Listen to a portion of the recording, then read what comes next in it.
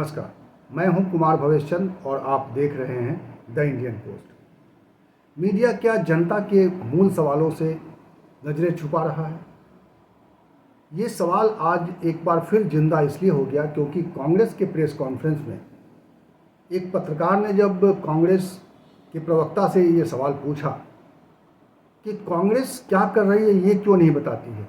कांग्रेस ये तो बताती है कि मोदी सरकार ये गलतियां कर रही है, लेकिन कांग्रेस खुद क्या कर रही है ये नहीं बताती है।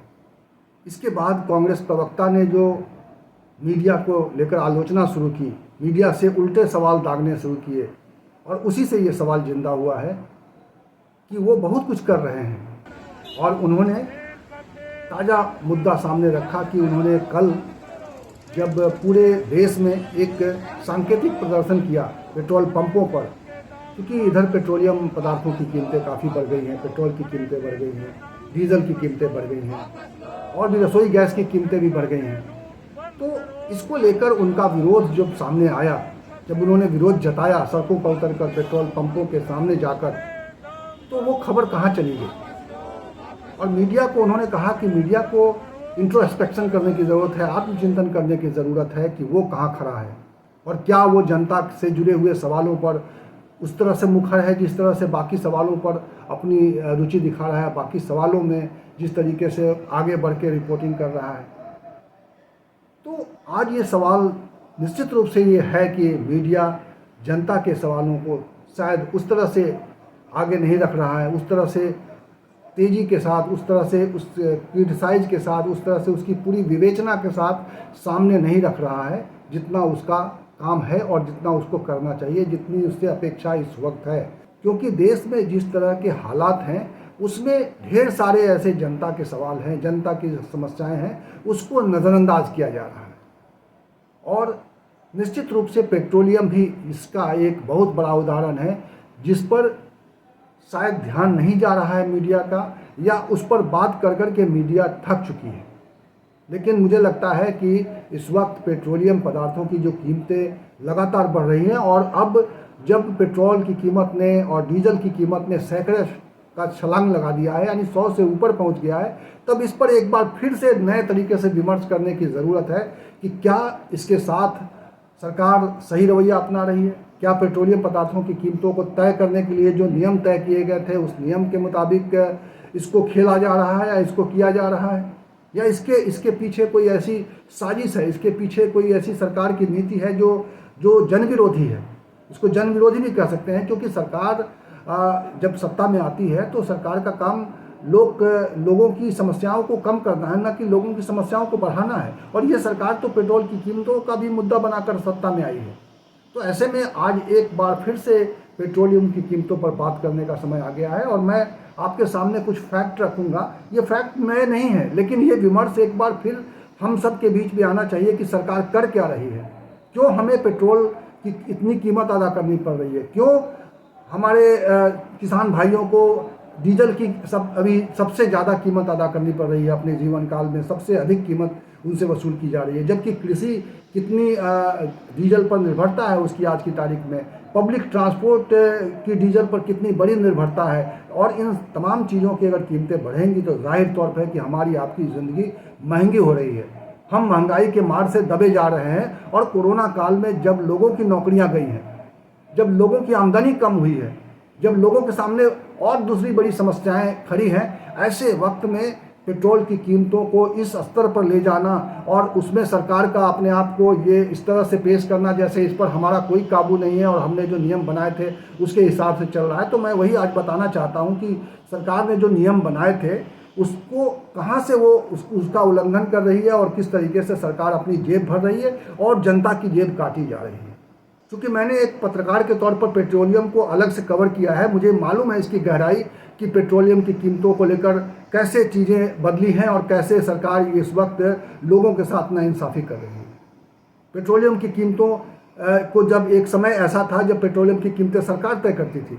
हमारे पेट्रोलियम मंत्री धर्मेंद्र प्रधान इस बात से इनकार कर रहे हैं कि पेट्रोलियम की कीमतों में हम कुछ नहीं कर सकते, क्योंकि ये बाजार आधारित व्यवस्था इस पर लागू है।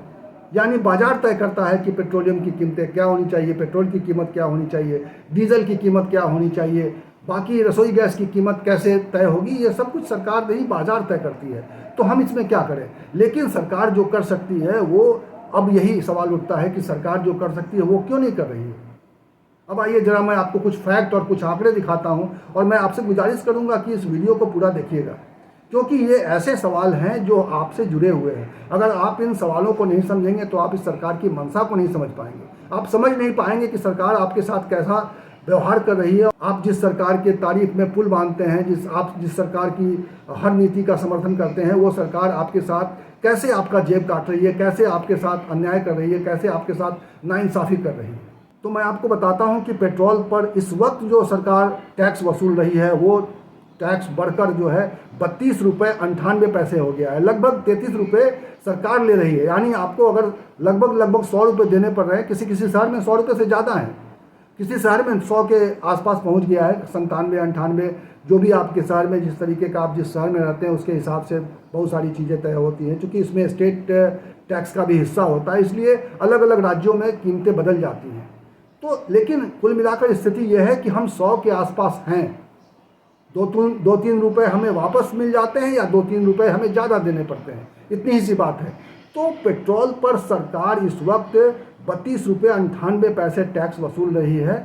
आप समझ सकते हैं कि 1/3 पैसा जो है वो सरकार के खाते में जा रहा है, सरकार के खजाने में जा रहा है।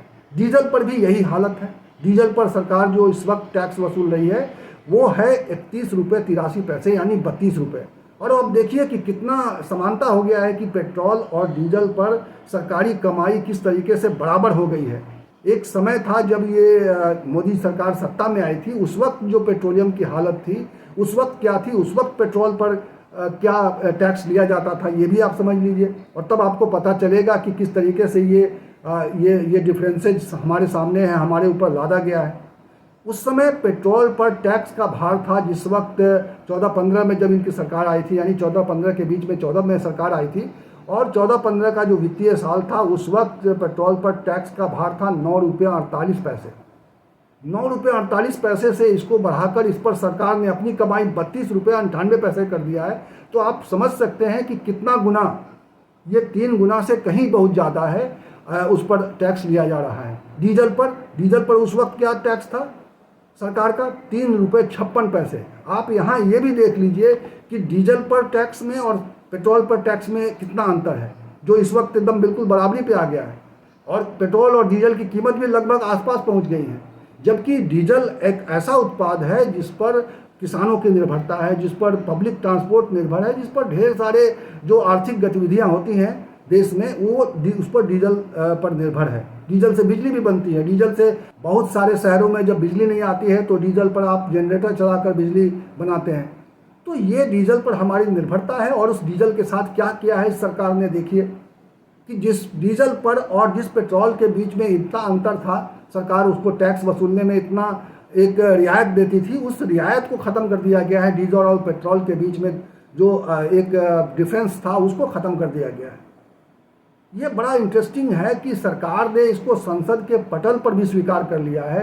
जो केंद्रीय वित्त राज्य मंत्री अनुराग ठाकुर हैं, संसद में जब उनसे एक सवाल पूछा था एक सांसद ने, तो उस सवाल के जवाब में आया है जो जानकारी दी है उन्होंने सदन के पटल पर। ऐसे सवाल जनता के बीच में नहीं जाते हैं, शायद मीडिया इन सवालों को नहीं उठाता है। और इसीलिए आज कहा जा रहा है कि मीडिया उन सवालों को जो जनता से जुड़े हुए हैं, जिससे जनता का शोषण हो रहा है, जिससे जनता जूझ रही है, उन सवालों को उस तरीके से नहीं उछाल रही है।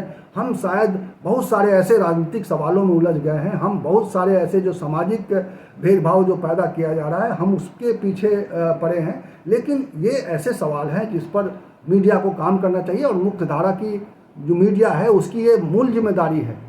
और वो इस पर आप देखिए कि कल के अखबारों में क्या खबर है। आज जो अखबार आया है, अगर कांग्रेस ने इसको लेकर विरोध जताया है और कांग्रेस कह रही है कि हमने विरोध जताया, हमने अपनी बात रखी लोगों के सामने, लेकिन आपने क्या किया, वो मीडिया से सवाल पूछ रहे हैं कि आप खुद अपने अंदर झांको कि आपने क्या किया।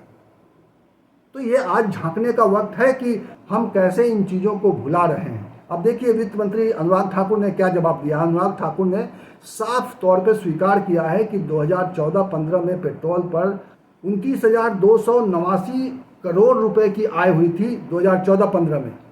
ये उस समय की बात है 14-15 में, जब मोदी सरकार सत्ता में आई थी। और इस वक्त 2020 से लेकर 2020 अप्रैल से लेकर जनवरी 2021 तक में ये कमाई 89,575 करोड़ हो गई।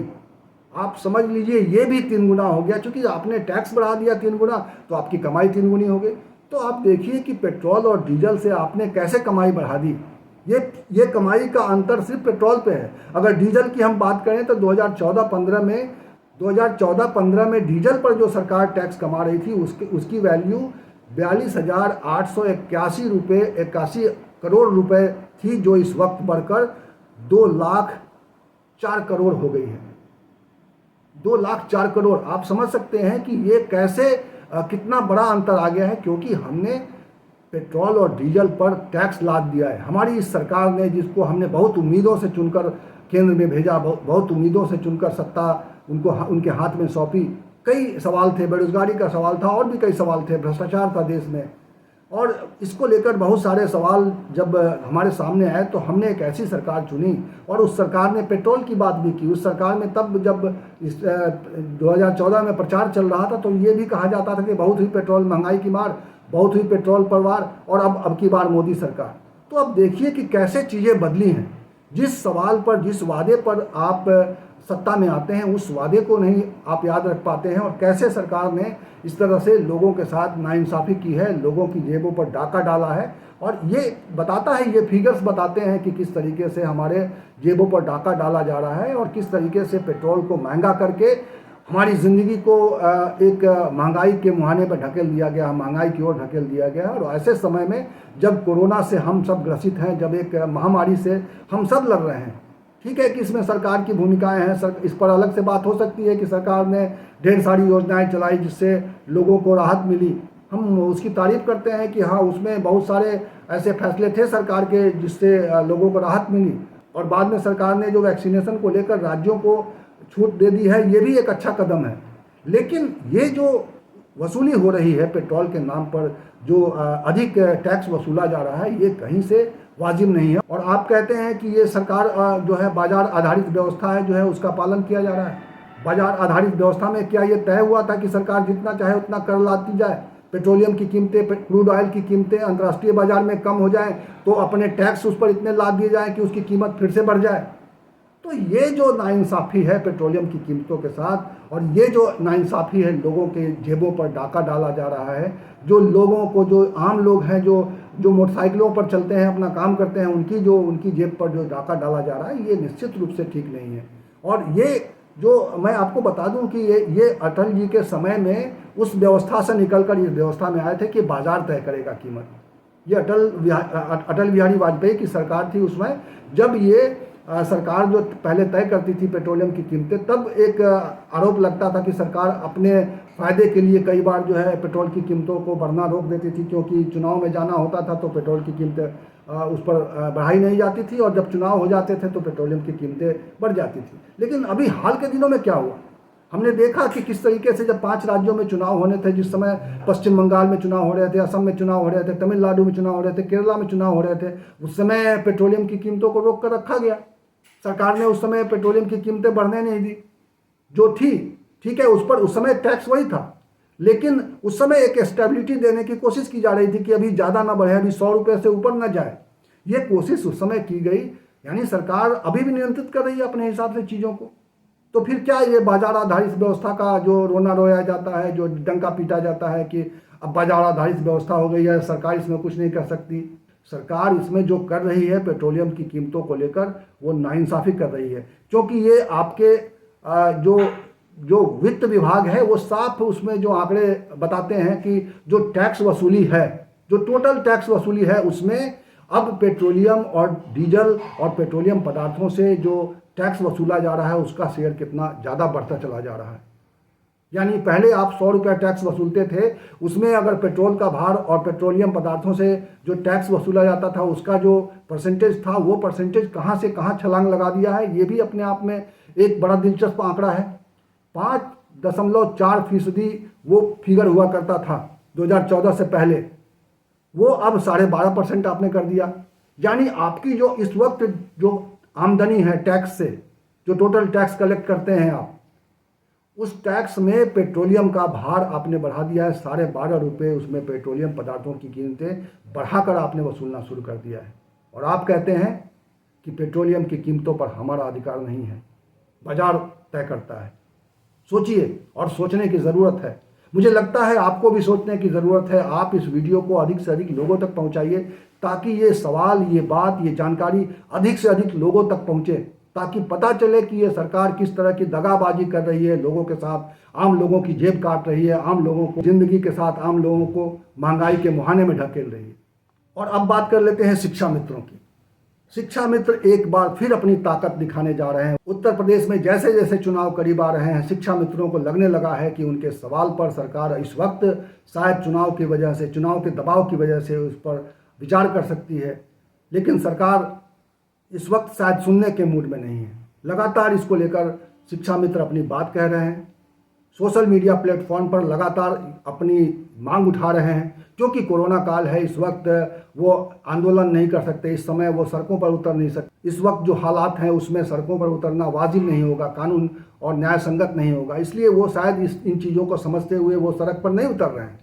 वो सोशल मीडिया पर अपना अभियान चला रहे हैं, लगातार अभियान चला रहे हैं। वो ट्विटर की ताकत को समझते हैं, वो सोशल मीडिया पर, ट्विटर पर लगातार अभियान चला रहे हैं। और उन्होंने एक सीरीज, एक लगातार पिछले कुछ समय से देख रहा हूं मैं कि उन्होंने लगातार सोशल मीडिया पर अपनी बात रखने की कोशिश की है, क्योंकि उनके साथ नाइंसाफ़ी हुई है।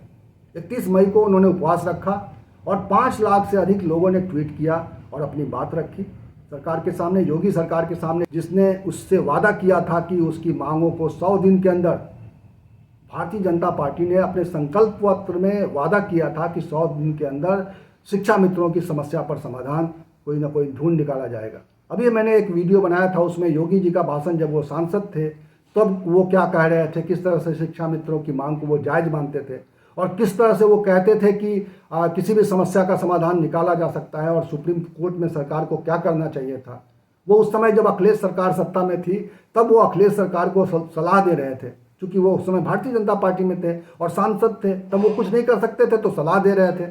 इस वक्त जब वो सब कुछ कर सकते हैं तो वो कुछ कर नहीं रहे हैं। सरकार के हाथ में जब चीज़ें हैं और सरकार जब इसका कोई समाधान निकाल सकती है, दूसरे राज्य की सरकारों ने किया है शिक्षा मित्रों के सवाल पर ढेर सारे, ऐसा नहीं है दूसरे राज्य की सरकारों में यथास्थिति बनी हुई है, वहाँ कुछ न कुछ तय किया जा रहा है, चीज़ें बदल रही हैं, स्थिति को काबू में करने की कोशिश की जा रही है, उनको राहत पहुंचाने की कोशिश की जा रही है, व्यवस्था में सुधार लाने की कोशिश की जा रही है। लेकिन योगी सरकार ने शायद शिक्षा मित्रों के सवाल पर उतनी गंभीरता से सोचना शुरू नहीं किया है। अभी सरकार 4.5 साल पूरे करने जा रही है, लेकिन इस विषय पर अभी मौन है, बिल्कुल मौन है। बेसिक शिक्षा मंत्री तो इसको लेकर उनका अलग ही राग होता है, उनकी बात तो समझ से परे है। और देखिए कि शिक्षा मित्र लगातार इस सवाल को उठा रहे हैं, वो गांधीगिरी की है। उन्होंने 5 जून को जब मुख्यमंत्री का जन्मदिन था तो उस दिन भी उन्होंने 9 लाख से अधिक ट्वीट किया और उनको बधाई दी और अपनी मांग रखी। वो आक्रामक नहीं है, वो अपनी बात रख रहे हैं और वो दया की भीख मांग रहे हैं। 13 जून को फिर, यानी कल, एक बार फिर उन्होंने अपने एक नए अभियान के साथ सोशल मीडिया पर अपनी ताकत का एहसास कराने जा रहे हैं। सरकार को शायद ये बताना चाहते हैं कि देखिए हमारे साथ कितने लोग हैं। उन्होंने एक प्लान बनाया है, उन्होंने एक हैशटैग तय किया है और कई हैशटैग तय किए हैं उन्होंने, और उस हैशटैग के जरिए सरकार को नींद से जगाने की कोशिश की जाएगी, सरकार को बताने की कोशिश की जाएगी कि शिक्षा मित्रों के सवाल पर आप अब जाग जाइए, क्योंकि हमारे साथ इतने लोग हैं। उन्होंने अपने सगे संबंधियों से अपील की है कि वो उनके साथ ट्वीट करें, उनके पक्ष में ट्वीट करें, ताकि सरकार की नींद खुले, सरकार जागे और उनके लिए सोचे, क्योंकि इस समस्या का समाधान इतने लंबे समय तक लटकाया जाना अब ठीक नहीं है, अब ये उचित नहीं है। और इसीलिए वो लगातार अपनी बात रख रहे हैं और 13 जून को, यानी रविवार के दिन जब छुट्टी होगी, तब वो पूरे प्रदेश में अपनी बात को सोशल मीडिया के जरिए बहुत ही शांतिपूर्ण तरीके से अपनी मांग को रखेंगे, अपनी आवाज़ बुलंद करेंगे और सरकार को जगाने की कोशिश करेंगे। हम उम्मीद करते हैं कि सरकार जागेगी, क्योंकि मुझे लगता है कि ये सवाल सिर्फ शिक्षा मित्रों के मानदेय का नहीं है, ये सवाल प्राथमिक शिक्षा का है, और प्राथमिक शिक्षा यानी बुनियादी शिक्षा का है, जिससे हमारी नई पीढ़ी के निर्माण का कार्य जुड़ा हुआ है, जिससे हमारी नई पीढ़ी का भविष्य जुड़ा हुआ है। शिक्षा मित्रों का एक सवाल और है, वो ये कि जून में उनको सैलरी नहीं मिलती। उनको 11 महीने की सैलरी मिलती है। और हाल के दिनों में मैंने ऐसे सोशल मीडिया पर सवाल भी देखे जो शिक्षा मित्र उठा रहे हैं। वो कह रहे हैं कि अगर जून में हमें सैलरी नहीं देते हैं, 1 महीने की हमें सैलरी नहीं मिलती है, तो जून महीने में कम से कम काम तो मत लीजिए। लेकिन जून महीने में भी उनसे काम लिया जा रहा है। स्कूल बंद है लेकिन उनसे काम लिया जा रहा है। जून महीने की सैलरी उनको नहीं मिलनी है लेकिन उनसे काम लिया जा रहा है। ये बेगारी भी मुझे लगता है कि सरकार की ओर से ठीक नहीं है और न्याय संगत नहीं है। शिक्षा मित्रों के साथ नाइंसाफ़ी है। इस वीडियो में इतना ही। इसी तरह की खबर और इसी तरह की चर्चा, इसी तरह के विमर्श के साथ मैं मिलूंगा अगले वीडियो में। तब तक के लिए नमस्कार।